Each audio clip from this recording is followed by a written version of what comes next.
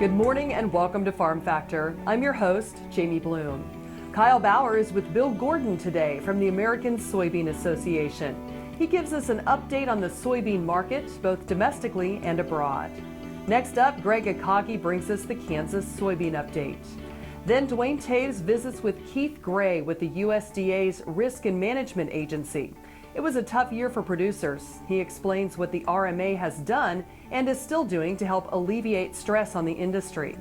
Learn what is going on around the state with the Kansas Farm Bureau update. And to wrap up, it's Plain Talk with Kyle and Duane. It's all coming up on Farm Factor. Stay tuned.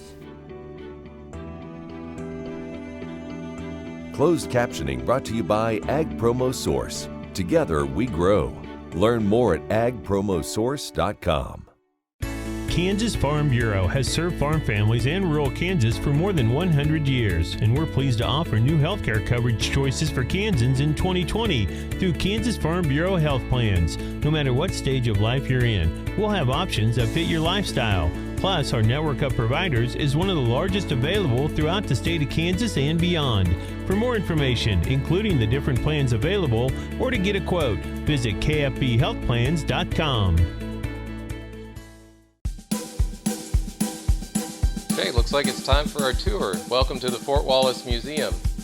Here at the museum, you're going to find some really interesting stuff like our replica stagecoach from the Butterfield Overland Dispatch. We've got facades from the fort buildings. We've got an 1870s flag. There's a plesiosaur that was discovered locally. We've got the Ray pump organ collection. We're a little bitty place with a great big story, and we'd love to have you. This segment brought to you by Kansas Farm Bureau, the voice of agriculture. To join today or for more information, go to kfb.org or find us on Facebook and Twitter. Welcome to Farm Factor. Up first, Kyle Bauer talks with Bill Gordon from the American Soybean Association. Hi, this is Kyle Bauer. I get a chance to visit with Bill Gordon. He's with the American Soybean Association, ASA, if you will. Soybeans have been in the news a lot. The trade and China and soybeans has been in the news a lot. You know, one thing is my perception, though, is everybody believes had we had the trade deal with China, everything would be fine. But the Chinese had a terrible thing happen with a lot of their swine. Would they even be able to buy any soybeans from us if we had the trade deal? That's really the million-dollar question is what would this deal look like if we had 40% of the world's hogs still on feed? You know, out of China it's 25%, but on the boots on the ground it's close to 40%. That's a lot of mouths to feed. Would this trade deal even be a problem right now? Phase one would be signed and behind us and working on. And really, you look at the other thing is we raised too many soybeans last year. This year we're having problems with our production, but we had a lot of soybeans going into the market, and we were concerned about that supply already going in. So it's really a three-pronged effect. It's really caused this market to be declining.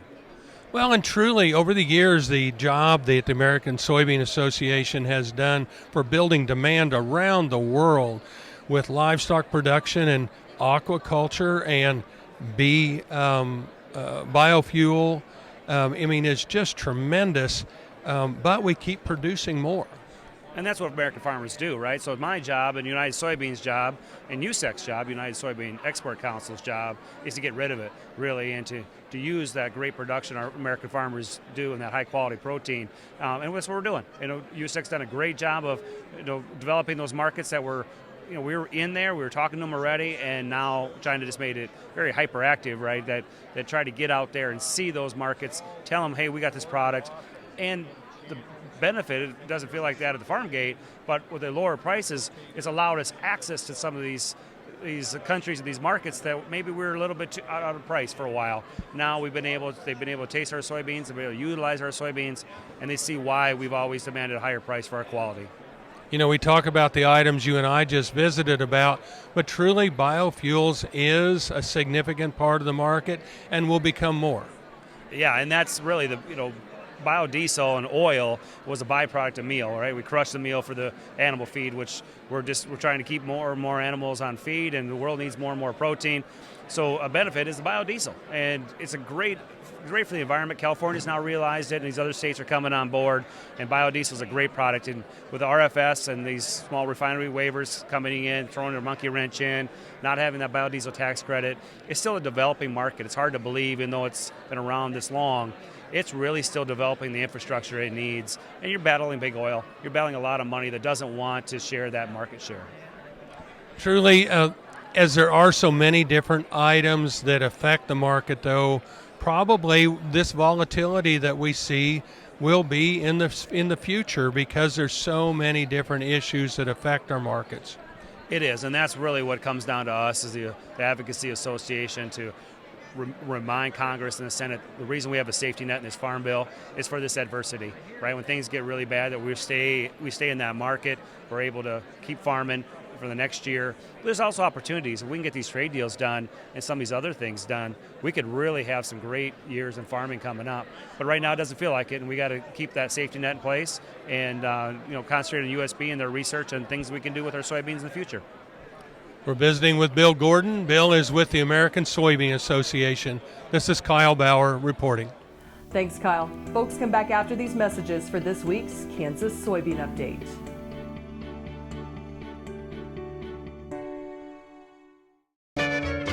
Ag Promo Source is a unique group of marketing specialists with one mission: help your ag business grow. Each affiliate has their own area of expertise, and they work together to bring you advice, products, and services. To get started, visit agpromosource.com. Ag Promo Source. Together we grow.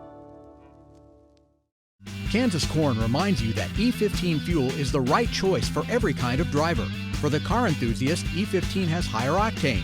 For the thrifty driver, E15 is priced lower than regular unleaded. For the nature lover, E15 provides cleaner air. For the shopper who buys local, E15 has more ethanol from our Kansas corn farms. Choose E15 for a higher octane, lower price, cleaner American fuel. Message from the Kansas Corn Commission. Learn more at kscorn.com. Kim Mannering with Hardy Insurance. Today we will talk about umbrella coverage. Did you know that if your cattle get out, you could be held liable for that? Call me. Let's have a discussion. 316-945-6733. This segment brought to you by the Kansas Soybean Commission, the Soybean Checkoff, progress powered by Kansas farmers. Welcome back to Farm Factor and the Kansas Soybean Update. This is the Kansas Soybean Update. It's brought to you by the Kansas Soybean Commission, the Soybean Checkoff, progress powered by Kansas farmers. Bill Gordon is joining us. He is a producer from Minnesota and also serves as vice president of the American Soybean Association. And Bill, for many producers out there, when we get a new farm bill, it's the implementation, as always, of the new farm bill programs that are out there. Right, and that's, we're in the heart of that implementation. These dates are coming up for signing up for the new farm bill. The PLC are going to go PLC, you're going to go ARC. The CRP sign up. There's all kinds of different things. We're trying to stay on top of that and work with the administration to make that smooth. Do you feel like for soybean producers that many are going to change? Because, there's a lot of talk about out there. If they were ARC, maybe they'll go to the PLC or vice versa. Well, the nice thing about this farm bill is that whatever decision you make now, in 2 years you can actually change it.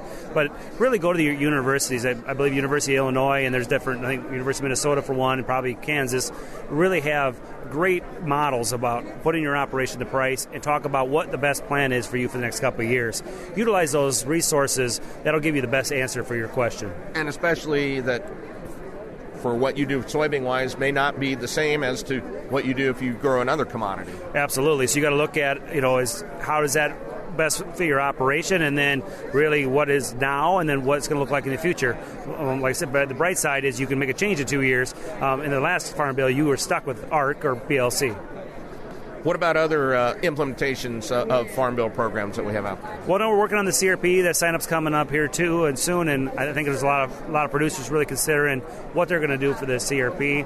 And then really all the other just simple programs that are internal. Go to your FSA office. meet with them, talk to them about the programs, get those deadline dates in your head, the reporting dates for crop insurance, all those different things really make a difference in this implementation process. And in the underlying part of that, and especially with the ARC PLC, you said it's been easier, so they've made it more user-friendly or farmer-friendly in this case. Well, yeah, and that staff, they really work hard, and the USDA really has worked hard on that customer service aspect and upgrading their systems. And it's still process, and you got to still go in there and you got to sit down. But thank those staffers; they put in a lot of hours above and beyond what they're sometimes what they get paid for the FSA. Absolutely. All right, we appreciate your time, Bill. Thank you very much. Thank you for having me.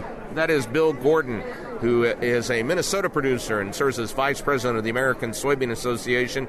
He joins us on the Kansas Soybean Update. It's brought to you by the Kansas Soybean Commission. The Soybean Checkoff, progress powered by Kansas farmers. Learn more at kansassoybeans.org.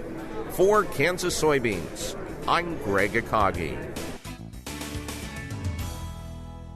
Coming up, Duane Toews talks with Keith Gray about the RMA's role this year helping producers.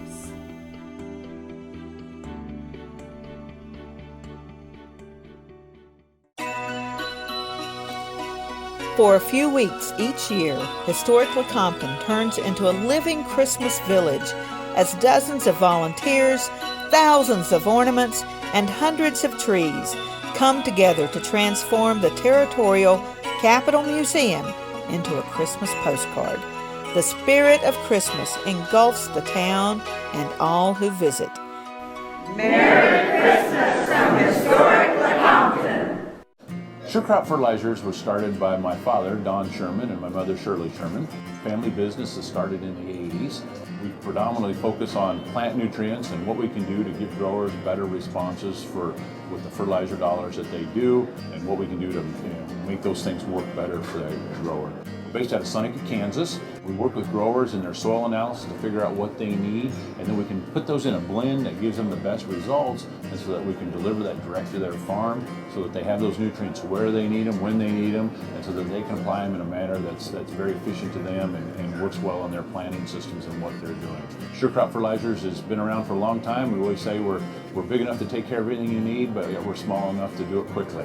You can get a hold of us at 1-800-635-4743. Our website is surecropfertilizers.com, and you can always email me at Corey@surecropfertilizers.com, and with any questions you have, we'll be glad to answer and work with you.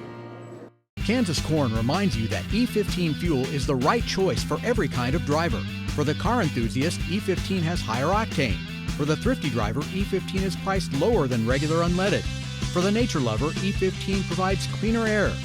For the shopper who buys local, E15 has more ethanol from our Kansas corn farms. Choose E15 for a higher octane, lower price, cleaner American fuel. Message from the Kansas Corn Commission. Learn more at kscorn.com.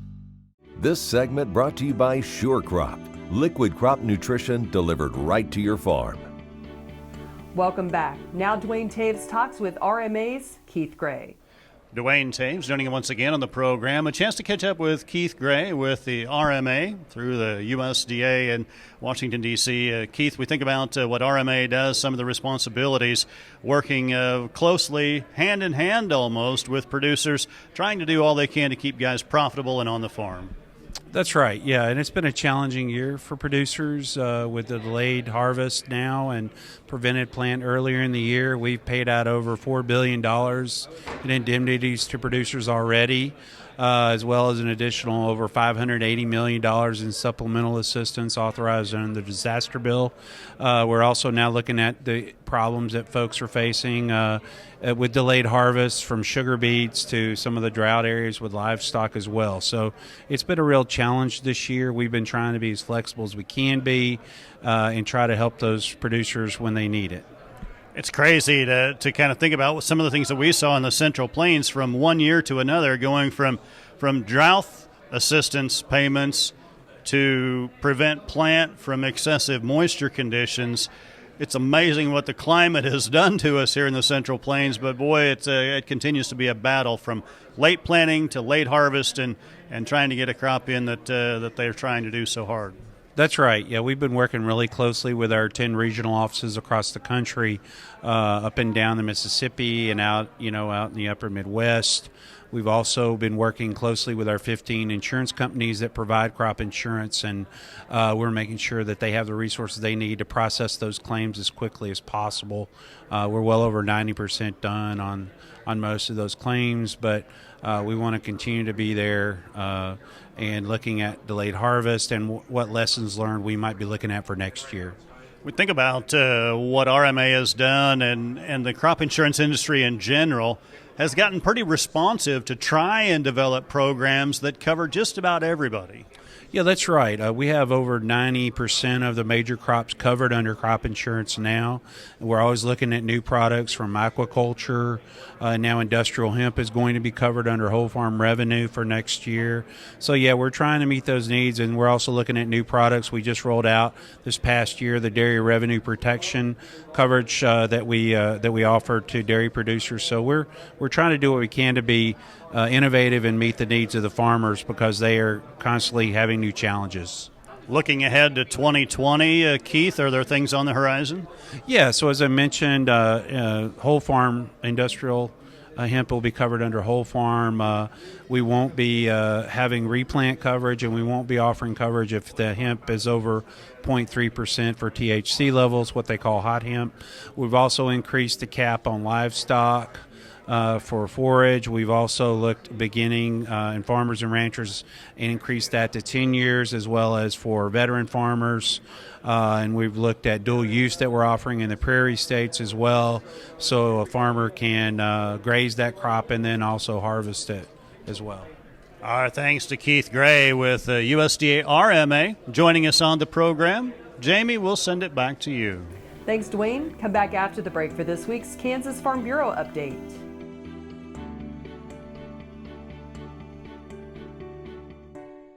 Kansas Farm Bureau has served farm families in rural Kansas for more than 100 years. We're pleased to offer new health care coverage choices for Kansans in 2020 through Kansas Farm Bureau health plans. No matter what stage of life you're in, we'll have options that fit your lifestyle. Plus, our network of providers is one of the largest available throughout the state of Kansas and beyond. For more information, including the different plans available, or to get a quote, visit kfbhealthplans.com. Kim Mannering with Hardy Insurance. Today we will talk about umbrella coverage.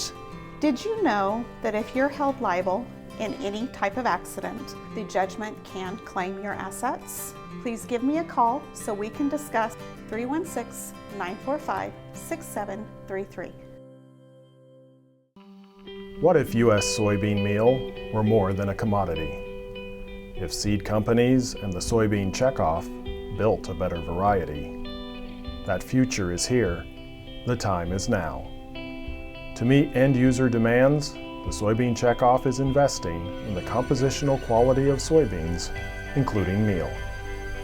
A message from the Kansas Soybean Commission, the Soybean Checkoff, progress powered by Kansas farmers.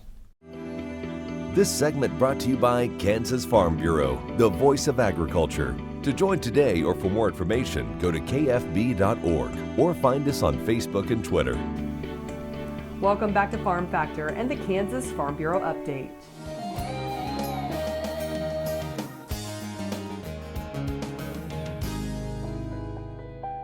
This year we lost a Farm Bureau family member when Jill Caston passed away from her battle with cancer in April. Her passion for agriculture and education touched many lives across the state and the nation. Jill grew up in Quennamo and graduated from Meridazine Valley High School in 1998. Her passions shone through her work with the National FFA organization, American Farm Bureau, and Kansas Farm Bureau, along with service to organizations like the Kansas FFA Foundation, K-State Ag Alumni Board, Kansas FFA Association, and numerous 4-H roles. Jill was a steadfast, caring leader, a mentor, friend, and much more to so many. A memorial fund has been created to continue and expand her work to inspire, equip, and stretch Kansans by developing them as thought leaders and exposing them to a broader world. Kansas Farm Bureau and Jill's family would like to thank everyone who donated to the fund. She left a space in many people's lives and hearts, but her passion for agriculture education and leadership development will continue through the Jill Caston Memorial Fund.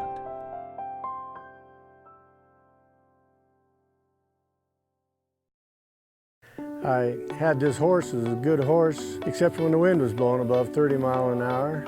Wind was blowing about 35, 40, and I saddled him up, rode him out to the end of the lane, and I thought, well, he's doing pretty good. And about 6 jumps later, I was laying on the ground and thinking, boy, my shoulder sure hurt. I kept waiting, and it didn't get better, and so I went to orthopedic surgeon, and that showed that I had torn rotator cuff. And said, well, we'll have to do surgery. I thought, I farm and ranch by myself. This is not going to work out very well. I'd been sleeping in my recliner for about 2.5 years because it hurt too much to sleep in bed on my side.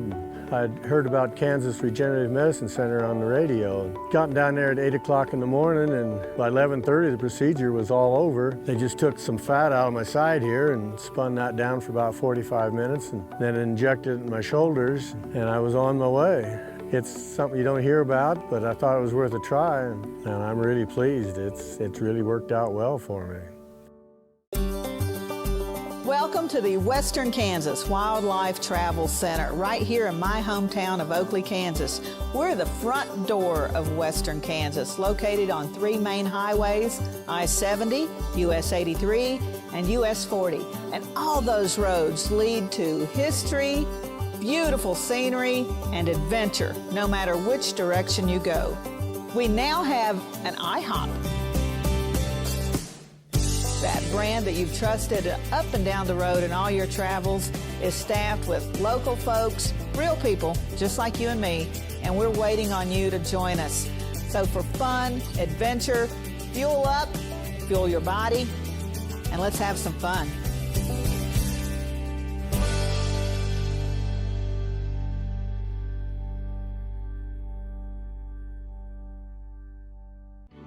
This segment brought to you by Santa Fe Trail Meats in Overbrook. Let us help feed your family. Welcome back. Now let's see what Kyle and Duane are up to on Plain Talk. Hi, this is Kyle Bauer with Plain Talk, with the guy who always says, no, I'm listening. Just takes me a minute or two to process just how stupid you are. Duane Toews. You always say that in a bar late at night, don't you? That took a nasty turn.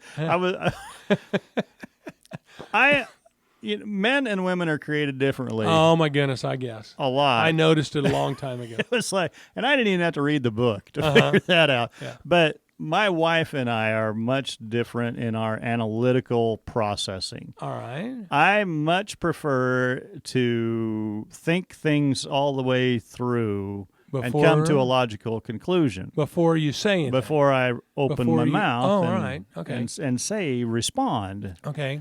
Obviously, it's taken me 26 years now into marriage that I need to.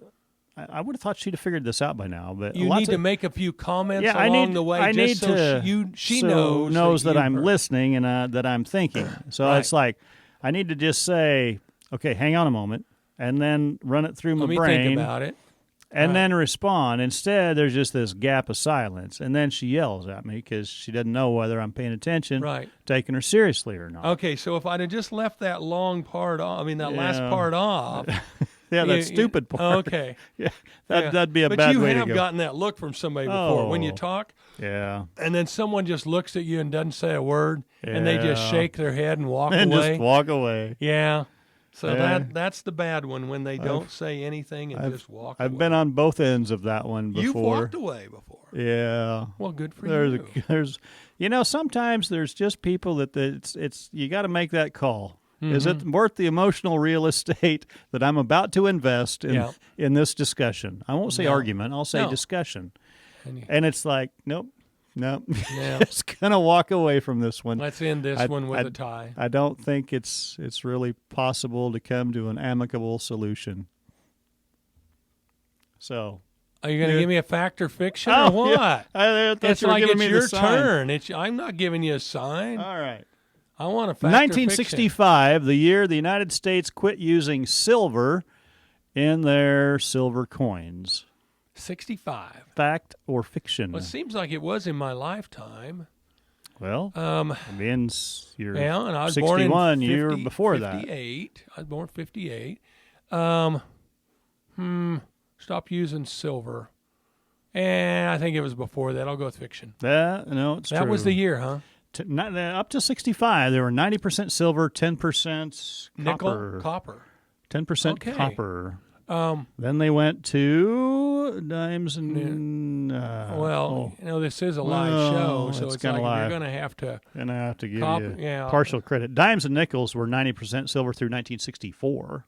Oh, well, I think I still got it wrong. Yeah. I honestly thought it. I know during World War II they started making them out of copper because they didn't have the silver. Copper, but nickel, it was only alloy. just a little bit of a time in there, and then they went back to it. Which would be why back in the olden days people would shave off. Yeah. That's why the edges of all the coins are rough. Yeah. So because you could tell if somebody whether or not somebody had been whittled a little. Just think if you took 1,000 dimes and you took a little nick off of 1,000 dimes, you'd have 1,000 little nicks of silver. Nicks of silver. And in those days, silver was literally probably $5 an ounce or less. Yeah. And so the point is it wasn't. It'd take you forever to get anywhere. There's some people out there that they got a work ethic. That's working harder than robbing banks. I know, isn't it? You think about that I think about that quite often when I look at people that work at something criminal, and I go, wow, they're really working hard.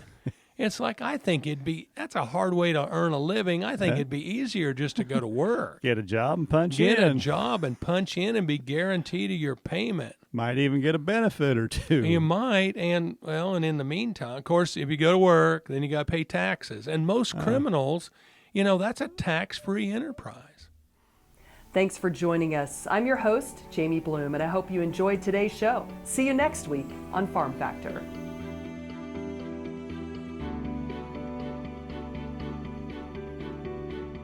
Closed captioning brought to you by Ag Promo Source. Together we grow. Learn more at agpromosource.com.